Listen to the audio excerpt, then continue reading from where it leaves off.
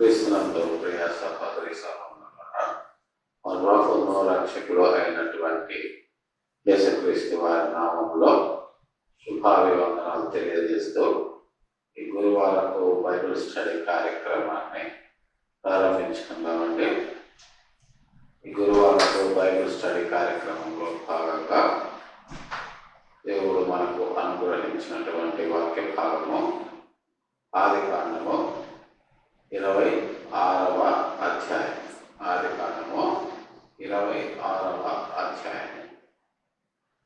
Abraham దినములలో వచ్చిన మొదటి కరువు కాక మరి ఒక కరువు ఆ దేశంలో సంభవించెను. అప్పుడు ఇస్సాకు గెరారులో ఉన్న ఫిలిష్తీయుల రాజైన అబీమెలెకు వద్దకు వెళ్ళాను. అక్కడ యెహోవా అతనికి ప్రత్యక్షమై, నీవు ఐగుప్తులోనికి వెళ్ళక నేను నీతో చెప్పు దేశమునందు నివసించుము. ఈ దేశమందు పరవాసివై ఉండుము. నేను నీకు తోడయుండి నిన్ను ఆశీర్వదించెదను. ఏలయనగా నీకును నీ సంతానమునకును ఈ దేశములన్నీ ఇచ్చి నీ తండ్రి అయిన అబ్రహాముతో నేను చేసిన ప్రమాణము నెరవేర్చి ఆకాశ నక్షత్రముల వలె నీ సంతానమును విస్తరింపచేసి ఈ దేశములన్నీ నీ సంతానమునకు ఇచ్చెదను. నీ సంతానము వలన సమస్త భూలోకములోని సమస్త జనులు ఆశీర్వదింపబడరు. ఎలయనగా అబ్రహాము నా మాట విని నేను విధించిన దానిని, నా ఆజ్ఞలను, నా కట్టడలను, నా నియమములను గైకొనని చెప్పాను. ఇస్సాకు గెరారులో నివసించెను. ఆ చోటి మనుషులు అతని భార్యను చూచి ఆమె ఎవరని అడిగినప్పుడు అతడు ఆమె నా సహోదరి అని చెప్పాను. ఎందుకనగా రిబ్కా చక్కనిది కనుక ఆ చోటి మనుషులు ఆమె నిమిత్తము నన్ను చంపుతురేమో అనుకొని తన భార్య అని చెప్పుటకు భయపడింది. అక్కడ అతడు చాలా దినములు నిన్న తర్వాత ఫిలిష్తీయుల రాజైన అబీమెలెకు కిటికీలో నుండి చూచినప్పుడు ఇస్సాకు తన భార్య అయిన రిబ్కాతో సరసమాడుట కనిపడను. అప్పుడు అబీమెలెకు ఇస్సాకును పిలిపించి, ఇదిగో ఆమె నీ భార్యయే, ఆమె నా సహోదరి అని ఎలా చెప్పితివని అడగగా ఇస్సాకు ఆమెను బట్టి నేను చనిపోవద్దునేమో అనుకుంటునని అతనితో చెప్పాను. అందుకు అబీమెలెకు, నీవు మాకు చేసిన ఈ పని ఏంటి? ఈ జనులలో ఎవడైనా ఆమెతో నిర్భయముగా శయనించవచ్చునే. అప్పుడు నీవు మా మీదికి పాతకం తెచ్చిపెట్టువాడు కదా అని. అబీమెలెకు ఈ మనుష్యుని జోలికైనను ఇతని భార్య జోలికైనను వెళ్ళువాడు నిశ్చయముగా మరణశిక్ష పొందునని తన ప్రజలకందరికీ ఆజ్ఞాపింపగా, ఇస్సాకు ఆ దేశమందున్న వాడై విత్తనము వేసి ఆ సంవత్సరము 100 ఫలము పొందెను. యెహోవా అతన్ని ఆశీర్వదించిన కనుక ఆ మనుషుడు గొప్పవాడాయి. అతడు మిక్కిలి గొప్పవాడకు వరకు క్రమముగా అభివృద్ధి పొందుతూ వచ్చాడు. అతనికి గొర్రెల ఆస్తియు, గొడ్ల ఆస్తియు, దాసులు గొప్ప సమూహము కలిగినందున ఫిలిష్తీయులు అతని యందు అసూయపడి, అతని తండ్రి అయిన అబ్రహాము దినములలో అతని తండ్రి దాసులు తవ్విన బావులన్నిటినీ ఫిలిష్తీయులు మన్ను పోసి పూడ్చివేసిరి. అబీమెలెకు, నీవు మాకంటే బహు బలము గలవాడు కనుక మా యొద్ద నుండి వెళ్ళిపోమని ఇస్సాకుతో చెప్పగా, ఇస్సాకు అక్కడ నుండి వెళ్ళి గెరారు లోయలో గుడారము వేసుకొని అక్కడ నివసించెను. అప్పుడు తన తండ్రి అయిన అబ్రహాము దినములలో తవ్విన నీళ్ల బావులు ఇస్సాకు తిరిగి త్రవ్వించెను. ఏలైనగా అబ్రహాము మృతి పొందిన తరువాత ఫిలిష్తీయులు వాటిని కూల్చివేసి అతడు తన తండ్రి వాటికి పెట్టిన పేర్ల చొప్పున వాటికి తిరిగి పేర్లు పెట్టెను. మరియు ఇస్సాకు దాసులు ఆ లోయలో తవ్వగా జలగలు గల నీళ్ల బావి దొరికెను. అప్పుడు గెరారు కాపరులు ఇస్సాకు కాపరులతో జగడమాడి, ఈ నీరు మాదే అని చెప్పిరి గనుక వారు తనతో కలహించినందున అతడు ఆ బావికి ఏషెకు అని పేరు పెట్టెను. వారు మరి ఒక బావి తవ్వినప్పుడు దాని కొరకును జగడమాడిది కనుక దానికి షిత్నా అని పేరు పెట్టారు. అతడు అక్కడ నుండి వెళ్ళి మరి ఒక బావి తవ్వించను.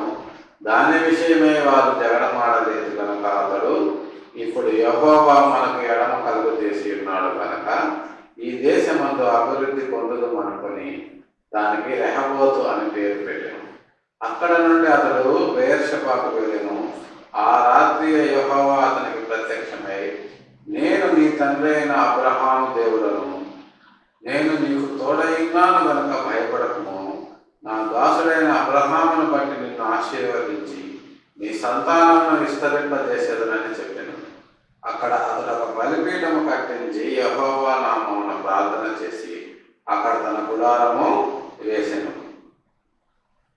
అప్పుడు ఇస్సాకు దాసులు అక్కడ బావి తవ్వి అంతటా అబీమెలెకును అతని స్నేహితుడైన అహుజతును అతనికి సేనాధిపతి అయిన ఫీకోలును గెరారు నుండి అతని యొద్దకు వచ్చేది.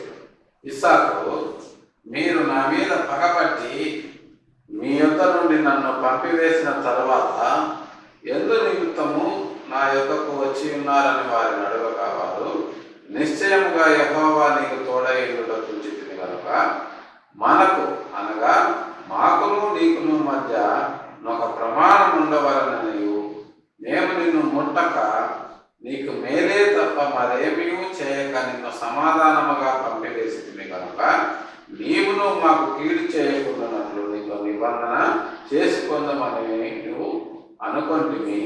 ఇప్పుడు నీవు యెహోవా ఆశీర్వాదము పొందినవాడవని.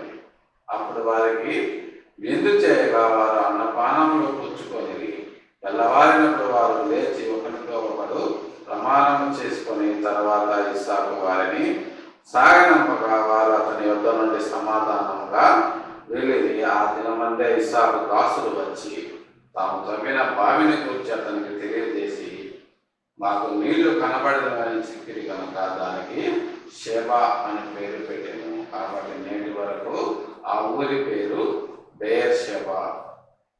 ఏశావు 40 సంవత్సరములు గలవాడైనప్పుడు హిత్తీయుడైన బేరీ కుమార్తెయగు యహూదీతును హిత్తీయుడైన ఏలోను కుమార్తెయగు బాషమతును పెళ్లి చేసుకొనెను. వీరు ఇస్సాకును రిబ్కాకును మనోవేదన కలుగజేసిరి. చిన్న ప్రార్థన చేసుకుందామండి. ప్రేమగల మా తండ్రి, పరిశుద్ధమైన మా ప్రభువా, మీ పాదాలు వందనాలు స్తుతులు స్తోత్రాలు చెల్లించుకుంటున్నాం.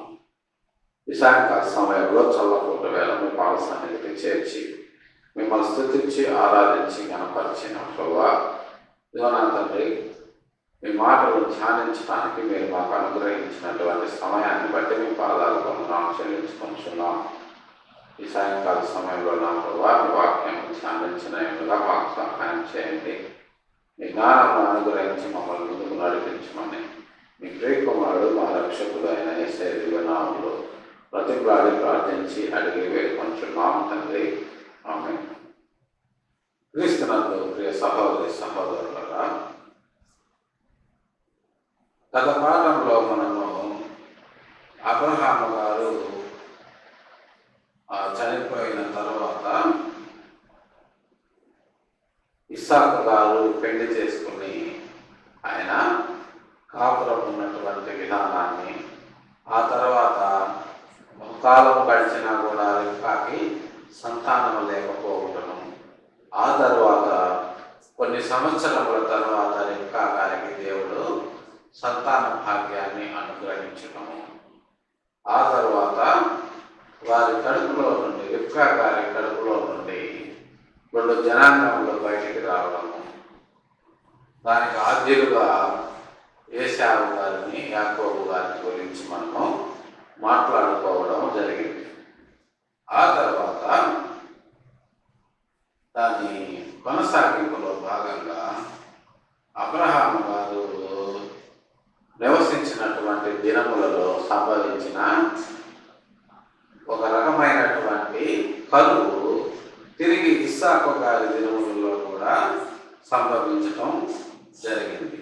అప్పుడు ఆ కరువు ఇస్సాకు గారు కాపురం ఉన్నటువంటి ఆ దేశంలో రావడము జరిగింది. అప్పుడు ఇస్సాకు గెరారులో ఉన్న ఫిలిష్తీయుల రాజైన అబీమెలెకు యొద్దకు వెళ్ళాడు. అంటే ఆ పక్కన ఉన్నటువంటి గెరార్ అనే ప్రాంతంలో ఫిలిస్తీన్లు అనబడేవారు అప్పటికి ఆ ప్రాంతాన్ని ఆక్రమించుకొని వారు పరిపాలన చేయడం జరుగుతుంది. వారికి అబీమెలెకు అనేటటువంటి వ్యక్తి రాజుగా ఉన్నట్లుగా మనకు గ్రంథకర్త ఇక్కడ తెలియజేస్తున్నారు. ఫిలిస్తీన్ల రాజైన అబీమెలెకు యుద్ధకు ఈ ఉన్నటువంటి ప్రాంతంలో కరువు వచ్చిన కారణంగా ఇస్సాకు గారు అక్కడికి వెళ్ళడం జరిగింది.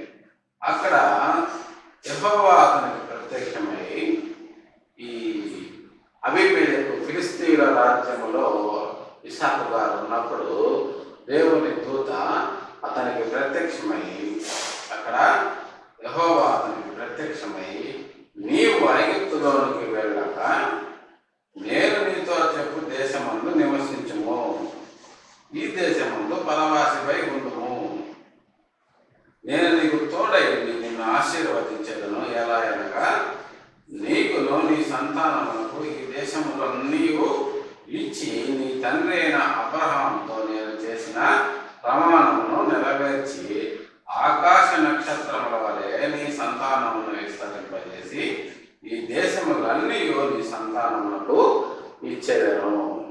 అందుకని నేను చెప్పిన విధంగా నువ్వు చేయాలి. నీ ఆలోచన చొప్పున నువ్వు నీ సొంత ఆలోచన చొప్పున ఏది కూడా చేయకసుని. నేను ఏదైతే నీకు చెప్తానో, ఏ రకంగా అయితే నేను నిన్ను నడిపిస్తానో, నీకు గైడెన్స్ ఇచ్చి నేను నిన్ను ఏ రకంగా అయితే నడిపిస్తానో ఆ రకంగానే నువ్వు చేయమని చెప్పి, దానికి కారణం ఏంటి అంటే ఏదైనా నేను నీ తండ్రి అయిన అబ్రహాముతో చేసిన ప్రమాణాన్ని నేను నెరవేర్చాలి. నేను ఆ ప్రమాణాన్ని నెరవేర్చాలి అంటే ఆయనతో నేను ఏం ప్రమాణం చేశాను అంటే ఈ సంతానమును ఆకాశ నక్షత్రములంతగా నేను నీ సంతానాన్ని వృద్ధి చేస్తాను. అంటే నీ కడుపును పుట్టిన వారిని అంత ఎక్కువగా నేను ఈ భూమి మీద ప్రబలిపోయేలా చేయగలను అని చెప్పి ఆ అబ్రహాము గారికి సృష్టికర్త అయిన దేవుడు వాగ్దానం చేయడం జరిగింది. దాన్ని బట్టి ఆయన దాన్ని నెరవేర్చడానికి నీ సొంత నిర్ణయాల చొప్పున నువ్వేమీ చేయకుండా నేను ఏదైతే చెప్తానో దానిని మాత్రమే జరిగించమని ఇస్సాకు గారికి చెప్పడం జరిగింది. దాంట్లో భాగంగా ఇస్సాకు గారు నీ సంతానము వలన సమస్త భూలోకములోని సమస్త జనులు ఆశీర్వదింపబడతారు. ఎలాగనగా అబ్రహాము నా మాట విని నేను విధించిన దానిని, నా ఆజ్ఞలను, నా కట్టడలను, నా నియమములను గైకొనని చెప్పాను. అంటే ఇక్కడ ఈ వాక్యంలో ఉన్నటువంటి అర్థాన్ని మనం లోతుగా ధ్యానించినట్లయితే నీ సంతానము వలన సమస్త భూలోకములోని సమస్త జనులు ఆశీర్వదింపబడతారు. అంటే దాని అర్థం ఏంటి అంటే ఆయన సంతానం వలన భూమి మీద ఉన్న మిగతా జాతులందరూ కూడా ఎలా ఆశీర్వదింపబడతారు అంటే దేవుడు అబ్రహాం గారికి మాట ఇచ్చారు, నీ సంతానాన్ని వృద్ధి చేస్తానని, నిన్ను ఆశీర్వదిస్తానని. అంటే అబ్రహాం గారి దేవుడిచ్చే ఆశీర్వాదాలు ఏవైనా సరే అబ్రహాం గారికి ఆయన సంతానానికే చెందుతాయి. కానీ ఇక్కడ ఏమంటున్నాడంటే సమస్త భూలోకములోని సమస్త జనులు ఆశీర్వదింపబడతారంటారు. అంటే ఆయన సంతానం ద్వారా భూలోకములోని సమస్త జనులు ఎలా ఆశీర్వదింపబడతారు అనేది మనం ఆలోచిస్తే, అంటే అబ్రహాము గారి జాతి కానటువంటి వేరే జాతి వారు కూడా అబ్రహాము గారి సంతానం వలన ఆశీర్వదింపబడతారని దేవుడు సృష్టికర్త అయిన దేవుడు ఇక్కడ ఇస్సాకు గారితో చెప్పడం జరుగుతుంది. అంటే దాని అర్థం ఏంటి అంటే అబ్రహాము గారి సంతానము యూదా జాతి అని పిలువబడేటటువంటి జాతి. ఆ జాతిలో నుంచి ఒక గోత్రము నుంచి, ఒక కుటుంబము నుంచి, ఒక రాజు గర్భములో నుంచి రక్షకుడిని దేవుడు ఈ భూమి మీదకి పంపించబోతున్నాడు. ఆయన జ్యేష్ఠ కుమారుడైనటువంటి మన రక్షకుడైనటువంటి యేసుక్రీస్తు వారిని అబ్రహాము గారు భూమి మీద పిలువబడినటువంటి యూదా జాతి అనేది ఏదైతే ఉందో ఆ జాతిలోనే, ఆ దేశంలోనే, ఆ తెగలోనే లోకమంతటికి రక్షకుడైనటువంటి యేసుక్రీస్తు వారిని పరలోకము నుండి శరీరధారిగా భూమి మీదకి పంపించబోతున్నాడు.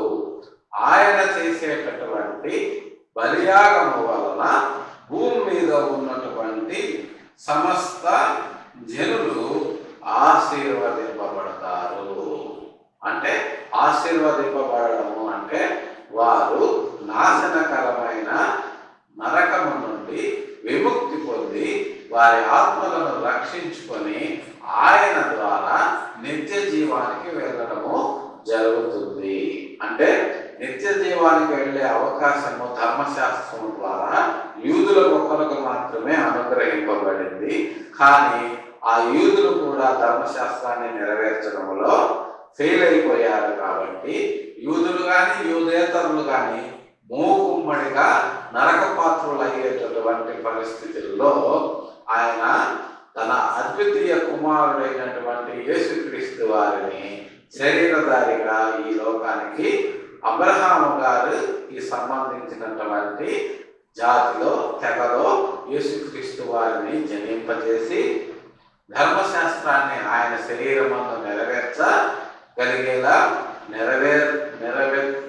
నెరవేర్పు మొత్తము పూర్తి చేసి దానికి ఎక్కువగా కూడా ఆయన భూమి మీద అనేక కార్యాలు జరిగించి చివరకు ధర్మశాస్త్రము చెప్పిన విధంగానే పాప పరిహారార్థ బలికి అవసరమైనటువంటి పక్షి కానీ జంతువు కానీ ఏ అర్హతలైతే ఉండి తన రక్తాన్ని చిందించి బలియాగమై పాప పరిహారం చేస్తుందో అదే విధంగా యేసుక్రీస్తు వారు శిలువలో అన్ని అర్హతలతోటి ఆయన చివరి రక్తము పొట్టు వరకు శిలువలో చిందించి మనందరి కొరకు ఆయన బలియాగమై అద్భుతమైనటువంటి అద్వితీయమైనటువంటి రక్షణను నిత్య జీవాన్ని మనకు అనుగ్రహించడం జరిగింది.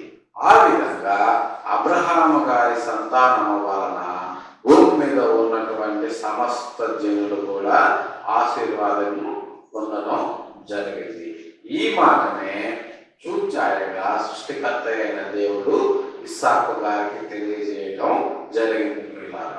ఆ తర్వాత అందుకని ఆ నెరవేర్పులో భాగంగా నేను చెప్పినట్టు నువ్వు నడుచుకుంటే ఈ పనులన్నీ కూడా నేను సాఫీగా చేసుకుంటూ ముందుకి వెళ్ళిపోగలను అని ఇస్సాకు గారికి దేవుడు చెప్పిన కారణంగా ఇస్సాకు గారు గెరారులో నివసించడం జరిగింది. ఆ తర్వాత ఆ గెరారులో ఉన్నటువంటి ప్రాంత మనుషులు అతని భార్యను చూసి ఆమె ఎవరని అడిగినప్పుడు అతడు ఆమె నా సహోదరి అని వారికి చెప్పడం జరిగింది. ఎందుకనగా రిబ్కా చక్కనిది కనుక ఆ తోటి మనుషులు ఆమెను వింటూ నన్ను చంపుతురేమో అనుకుని తన భార్య అని చెప్పుటకు ఆయన భయపడి వారికి తన సహోదరి అని చెప్పడం జరిగింది. ఇదే విషయము అబ్రహాం గారి విషయంలో కూడా ఇలాగనే జరిగింది. మళ్ళా ఇస్సాకు గారి జీవితంలో కూడా ఇది తిరిగి రిపీట్ అవ్వటం జరుగుతుంది. ఎందుకంటే దేవుడు నిర్ణయించి దేవుడు అనుగ్రహించేటటువంటి మనుషులు బహు సౌందర్యంగా అలాగనే భూమి మీద వారు శారీరకంగాను ఆత్మీయంగాను ప్రత్యేకింపబడిన వారిగా ఉండడమే దానికి నిదర్శనం. అందుకని వారు ఆమెను చూసి ఆమె ఎవరని అడిగినప్పుడు ఆమె సౌందర్యాన్ని బట్టి ఆమెను పొందడం కోసమని నేను భార్య అని చెప్తే అతను ఆమెకు భర్త కాబట్టి అతను మనకి అడ్డం వస్తాడని చెప్పి ఆమెను బట్టి అతన్ని ఎక్కడ చంపేస్తారో అని చెప్పి వారు ఇస్సాకు గారు వారికి తన భార్య అని కాకుండా తన సహోదరి అని చెప్పడం జరిగింది. అప్పుడు అయితే అక్కడ చాలా దినములు ఉండిన తరువాత ఫిలిష్తీయుల రాజైన అబీమెలెకు కిటికీలో నుండి చూచినప్పుడు ఇస్సాకు తన భార్య అయిన రిబ్కాతో సరసమాడుగా కనిపించింది. వారికైతే సహోదరుని అయితే చెప్పాడు, కానీ వారిద్దరు భార్య భర్తలుగా నవ్వుకుంటూ జోకులు వేసుకుంటూ వారు సరస సల్లాపాల్లో ఆ రాజు అయినటువంటి అబీమెలెకు గారు చూడడం జరిగింది. అప్పుడు అబీమెలెకు ఇస్సాకును పిలిపించి, ఇదిగో ఈమె నీ భార్యే కదా, ఈమె నా సహోదరి అని నువ్వు ఎలా చెప్పితివి అని అడగగా ఇస్సాకు, ఆమెను బట్టి నేను చనిపోవదునేమో అనుకొని అతనితో అలాగో చెప్పానని చెప్పి రాజుగారితో ఇస్సాకు గారు చెప్పడం జరిగింది. అందుకు అబీమెలెకు, నీవు మాకు చేసిన ఈ పని ఏమిటి? ఈ జనులలో ఎవడైనా సరే ఆమెతో నిర్భయముగా శయనింపవచ్చునే, అప్పుడు నీవు మా మీదకి పాతకము తెచ్చిపెట్టుదువు కదా. అబీమెలెకు, ఈ మనుషుని జోలికైనను ఇతని భార్య జోలికైనను వెళ్ళువాడు నిశ్చయముగా మరణ శిక్ష నొందునని తన ప్రజలందరికీ ఆజ్ఞాపింపగా, ఇస్సాకు ఆ దేశమందున్నవాడై విత్తనము వేసి ఆ సంవత్సరం 100 ఫలము పొందెను. వారు సరసము ఆడుతా ఉన్నప్పుడు ఆ రాజు చూచి ఆయన పిలిపించి, ఏమయ్యా నువ్వు ఇంత పని చేశావు? ఆమె నీ భార్య కదా, నీ భార్య అయితే నువ్వు ఆమెను సహోదరి అని చెప్పి మాకు ఎందుకు చెప్పావు? అలా చెప్పడం వలన ఈ జనుల్లో, నా దేశంలో ఉన్నటువంటి ప్రజల్లో ఎవరైనా సరే నిర్భయముగా ఆమెతో శయనించేవారు కదా. దానివల్ల మాకు అనేక రకమైనటువంటి పాతకములు చుట్టుకునేవి కదా. నువ్వెందుకు మమ్మల్ని ఇలా ఇబ్బందుల పాలు చేసేవాడుగా అయ్యేవాడివి అని ఆయనతో మాట్లాడినప్పుడు అబీమెలెకు, ఆమెను బట్టి నన్ను చంపుతారేమో అనుకొని నేను ఆ విధంగా చెప్పడం జరిగిందండి అని ఇస్సాకు గారు అబీమెలెకు రాజు అయినటువంటి అబీమెలెకుతో చెప్పినప్పుడు, అబీమెలెకు ఈ సంగతులన్నీ గ్రహించిన వారే, వీరు దేవుని బిడ్డలు, వీరికి ఏదైనా జరిగితే దేవుడు మనల్ని ఊరికనే వదిలేయడు, ఆయన వెంటనే మనం కోలుకోలేని విధంగా శిక్షిస్తాడు అని ఆయన ఎరిగిన వారి తన దేశ ప్రజలందరికీ ఆయన ఇలాగో చెప్పడం జరిగింది. ఎలాగంటే, ఈ మనుష్యుని జోలికైనను ఇతని భార్య జోలికైనను వెళ్ళువాడు నిశ్చయముగా మరణ శిక్ష పొందును. తన ప్రజలకందరికీ ఆ విధంగా ఆయన శాసనం చేయడం జరిగింది. అంటే దేవుని బిడ్డలను బట్టి అన్యులు కూడా దేవునికి భయపడేటటువంటి పరిస్థితిని దేవుడు ఇక్కడ మనకి కల్పించటం మనకు అర్థమవుతుంది. ప్రియులారా, మనం ఎప్పుడైతే దేవుడిలో ఉండి దేవుడి ఆజ్ఞలను, దేవుడి నియమములను మనము గైకొని మన జీవితాన్ని మనము సరళం చేసుకుంటూ దేవుడి పనిలో ముందుకు వెళ్తున్నప్పుడు, మనం చేస్తున్నటువంటి దేవుడిని బట్టి, మనము నివసిస్తున్నటువంటి మన జీవన విధానాన్ని బట్టి అన్యులు కూడా మనము ఆరాధించే దేవుడికి భయపడడం అనేది సహజంగా జరుగుతుంది. ప్రియులారా, అదే విషయం ఇక్కడ కూడా జరిగింది. ఇస్సాకు గారిని బట్టి, అలాగనే రిబ్కాను బట్టి అన్య రాజు అయినటువంటి అబీమెలెకు వారికి అందరికీ, తన రాజ్యంలో ఉన్న ప్రజలందరికీ కూడా శాసనము చేయడం జరిగింది. ఆ తర్వాత ఆయన అదే దేశంలో నివసిస్తూ వారితో పాటు ఆయన కూడా విత్తనము వేసి, ఆ విత్తనము వేసిన సంవత్సరంలో 100 ఫలమును ఆయన పొందడం జరిగింది. అంటే విత్తనము వేసిన ప్రతి వారు కూడా 100 ఫలమును పొందరు. ఎందుకంటే కొన్ని చోట్ల తెగులు వస్తాయి, మరికొన్ని చోట్ల పురుగు పట్టడం జరుగుతుంది, మరికొన్ని చోట్ల రకరకాలైనటువంటి ఇబ్బందులతోటి పూర్తి స్థాయి పంటను రైతు రాబట్టలేడు. కానీ ఇక్కడైతే దేవుని సంకల్పంలో ఉన్నటువంటి వ్యక్తులు కాబట్టి వీరు చేసిన ప్రతి పనిని కూడా దేవుడు 100 ఫలాన్ని వారికి అనుగ్రహించడం జరుగుతుంది. ఎందుకంటే వారిని బట్టి దేవుడు తన ప్రణాళికను పరిపూర్ణం చేయాలి. దేవుడు అనుకున్న భూమి మీద దేవుడు తాను చేయాలనుకున్న పనులను తాను ఎంపిక చేసుకున్నటువంటి మనుషుల ద్వారా ఆయన జరిగించడం మనము చూస్తున్నాము. అదే విషయాన్ని అబ్రహాం గారి విషయంలో కూడా ఆయన అలాగే చేశాడు. ఆ తర్వాత అబ్రహాము గారి కుమారుడైనటువంటి ఇస్సాకు గారి విషయంలో కూడా తిరిగి దాన్ని దేవుడు ఇంప్లిమెంట్ చేస్తున్నట్లుగా మనకి ఇక్కడ అర్థమవుతుంది ప్రియులారా. ఆ తర్వాత అది ఏ స్థాయిలో చేశాడు అంటే అతను నూరంతల ఫలం పొంది యెహోవా అతన్ని ఆశీర్వదించిన కారణంగా అతను అక్కడ ఆ దేశంలో ఉన్నటువంటి గొప్పవారి కంటే కూడా ఆయన మిక్కిలి గొప్పవాడవడం జరిగింది. ఆయన వారికి అందరికీ మించిన ఆస్తిపరుడు అవడం జరిగింది. అది ఎలాగంటే క్రమక్రమంగా ప్రతి సంవత్సరము అందరూ పంట వేయడము, అందరికి ఎంతో కొంత నష్టం జరగటము, ఈయనకి ప్రతిసారి కూడా నష్టం జరగకుండా 100% ఫలము ఈయన పొందడము, తద్వారా వారిని మించిపోయే విధంగా ఈయన ఆస్తిపాస్తులు సమకూర్చుకోవడం జరిగింది. అతను మిక్కిలి గొప్పవాడ వరకు క్రమక్రమంగా అభివృద్ధి పొందుతూ వచ్చెను. దేవుడిచ్చే అభివృద్ధి ఏదైనా సరే ఇలాగే ఉంటుంది పిల్లారా. దేవుడు ఏది కూడా ఒక్కసారిగా ఇన్స్టంట్గా ఉన్నట్టుండి ఏ పని చేయడు. ఏదైనా సరే ఒక ప్రణాళికాబద్ధంగా ఒక ప్రాసెస్ ప్రకారము అంచెలంచెలుగా స్టెప్ బై స్టెప్ చేసుకుంటూ వెళతాడు. అదేవిధంగా జీరో బేస్ నుంచి మొదలుపెట్టినటువంటి అబ్రహాము గారిని అంచెలంచెలుగా ఎదిగించడం జరిగింది. ఆ తర్వాత అబ్రహాము గారి ద్వారా పొందినటువంటి వాటిని అంచెలంచెలుగా తిరిగి ఇస్సాకు గారు కూడా ముందుకు తీసుకెళ్తున్నట్లుగా మనకి అర్థమవుతుంది. అదే స్థాయిలో అంటే అక్కడ ఉన్నటువంటి ఆ దేశంలో ఉన్నటువంటి వారి కంటే కూడా ఎక్కువ స్థాయిలో ఆయన ఆ గొర్రెల ఆస్తిని, గొడ్ల ఆస్తిని, దాసదాసీలను, గొప్ప సమూహమును కలిగినందున ఫిలిష్తీయులు అతని యందు అసూయపడి అతని తండ్రి అయిన అబ్రహాము దినములలో అతని తండ్రి దాసులు తవ్విన బావులన్నింటినీ ఫిలిష్తీయులు మన్ను పోసి పూడ్చివేసిరి.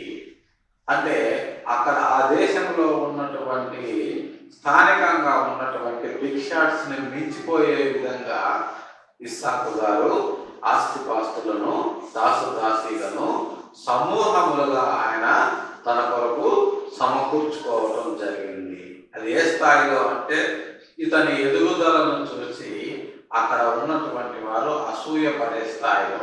ఎవరైనా సరే వారి కళ్ళ ముందు లేనివాడుగా వచ్చి వారిని మించిపోయేంతలా ఉన్నవాడిగా మారితే సహజంగా వారికి అతని పట్ల అసూయ వస్తుంది. దాన్ని న్యాచురల్ హ్యూమన్ టెండెన్సీ అంటారు పిల్లల.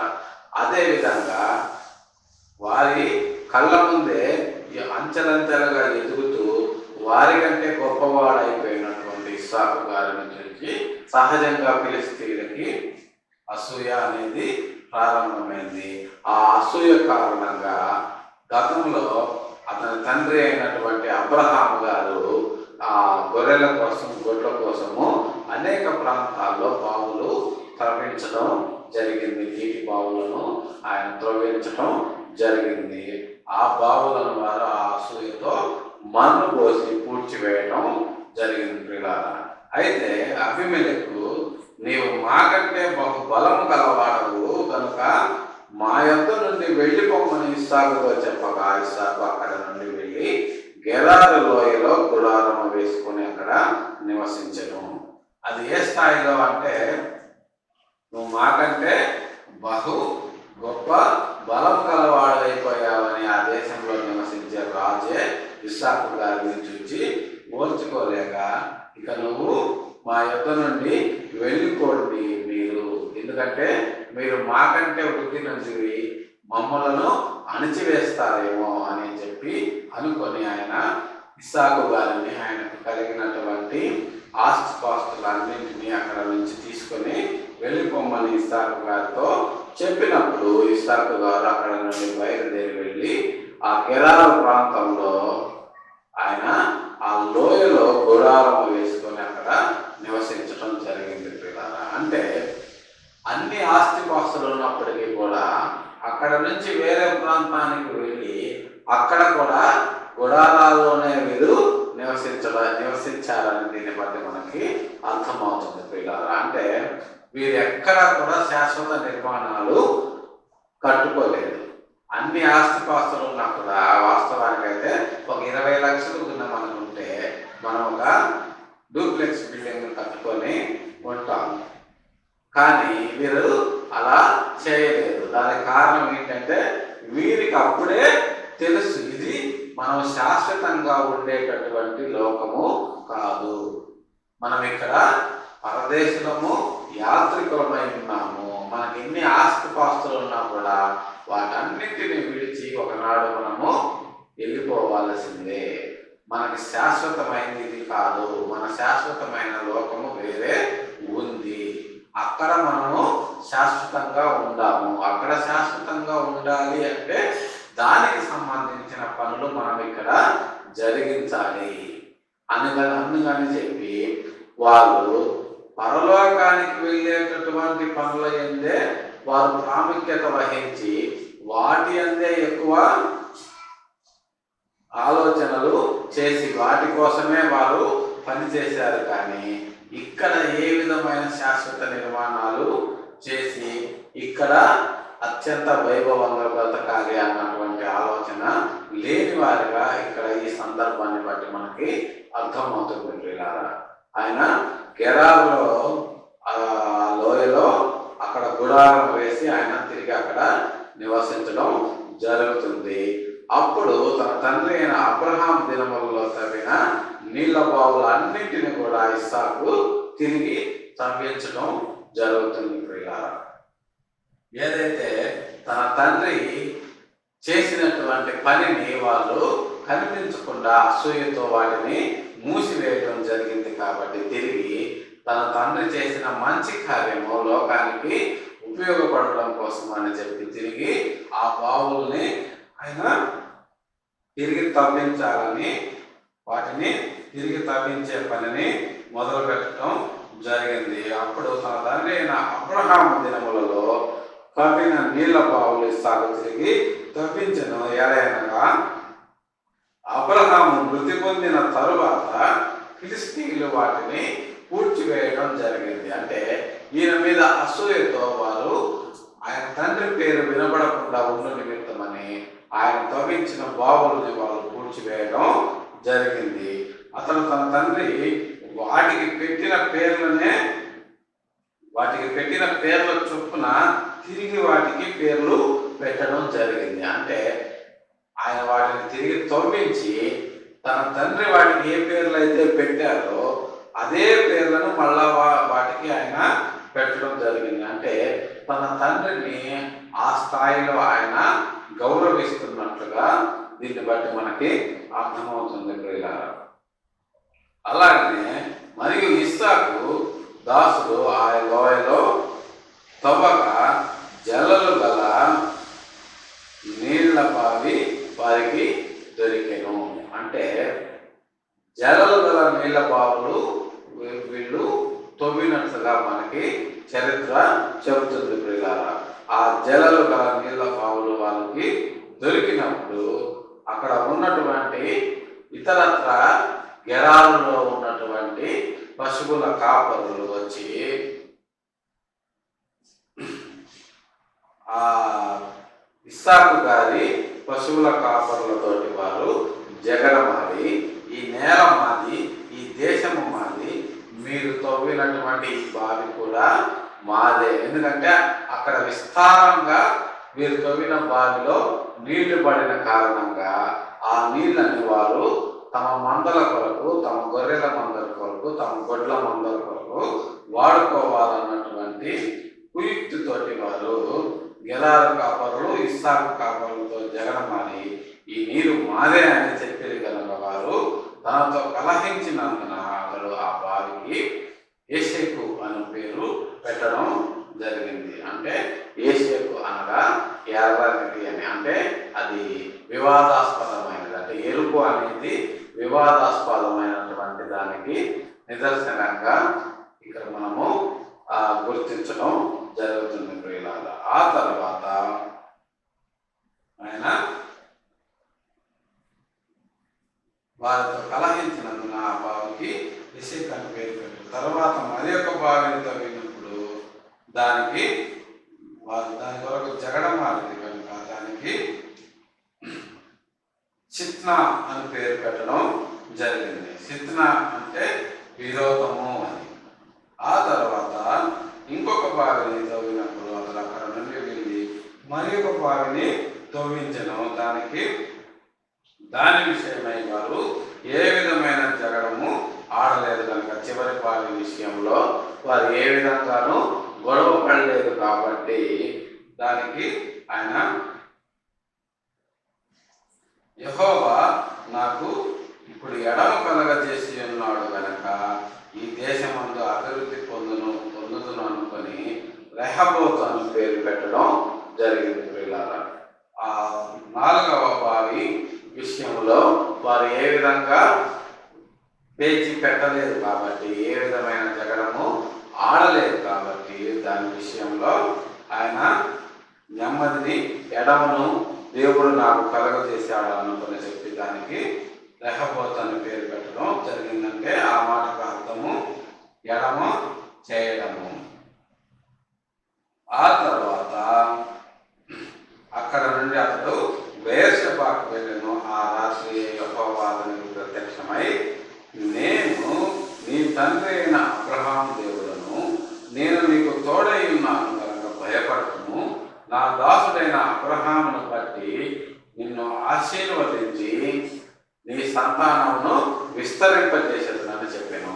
అక్కడ అతను ఒక బలిపీఠము కట్టించి యెహోవా నామమును ప్రార్థన చేసి అక్కడ తన గుడాలను వేసెను. అప్పుడు ఇస్సాకు దాసులు అక్కడ బావి తవ్వి అంతటా అబీమెలెకు అతని స్నేహితుడైన అహుజగతును అతని సేనాధిపతి అయిన పీకోలును గెరారు నుండి అతని యొద్దకు వచ్చిరి. ఇస్సాకు, మీరు నా మీద పగబట్టి మీ యొద్ద నుండి నన్ను పంపివేసిరి. ఆ తర్వాత ఎందు నిమిత్తము నా యొద్దకు వచ్చి ఉన్నారని వారిని అడగగా వారు, నిశ్చయముగా యెహోవా నీకు తోడై ఉండుట మేము చూచితిమి కనుక మాకును నీకును మధ్య ఒక ప్రమాణము చేయవాలని మేము నిన్ను ముట్టక నీకు మేలే తప్ప మరేది చేయక నిన్ను సమాధానముగా పంపివేసింది కనుక నీవును మాకు కీడు చేయకుండానట్లు నీతో నిబంధన చేసుకోమని అనుకుంటుని. ఈ విధంగా ఆయన వెళ్ళిన ప్రతి చోట దేవుడు ఆయనకి తోడుగా ఉండి ఆయన చేసిన ప్రతి పనిలో ఆయనకి విజయాన్ని అనుగ్రహించడం ద్వారా ఆయన తవ్విన ప్రతి చోట కూడా నీళ్లు విరివిగా రావడం జరిగింది. ఆ తర్వాత ఆయన తిరిగి అక్కడ అనేకమైనటువంటి అభివృద్ధి కార్యక్రమాలు చేసి